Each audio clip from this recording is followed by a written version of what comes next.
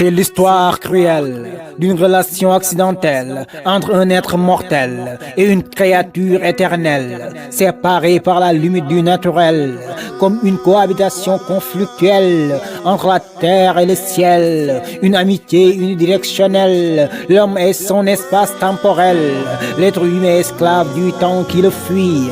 Il existait bien lui, et aura résisté au vent et à la pluie, et subsistera bien après lui, puisqu'il persistera dans sa course inouïe.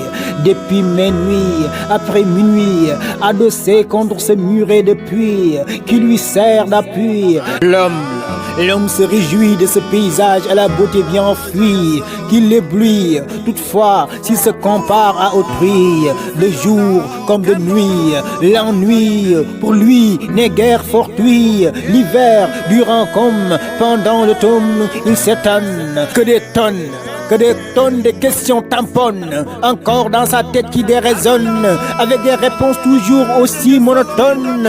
Pourquoi le temps suit-il son cours et ne se soucie point de ce qui se passe autour? Combien ont succombé à une morsure causée par ces petites morsures? Dans un coïncidence de son esprit pourrait-il repenser toutes ces incidences dont il est témoin, ou serait-ce encore une pure coïncidence? Il file, vole, se défile, nous survole, il emporte tout avec lui, laissant l'homme dans son attitude frivole. De nos entrailles, il prend son envol et puise sa source au fond de nos alvéoles. Il a vu des hommes naître, un jour paraître, heureux, parfois et souffrir de mal-être.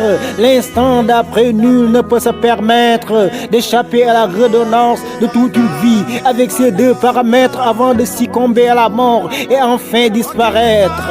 L'épreuve du temps est souvent la preuve que dans les fleuves de l'impuissance, les hommes les plus forts s'y abreuvent. Bien avant que mortels se rendent compte que la fin est proche, l'insouciance galvanise ses journées. Il s'accroche à la vie et de la satisfaction de l'âme, son esprit est gouverné.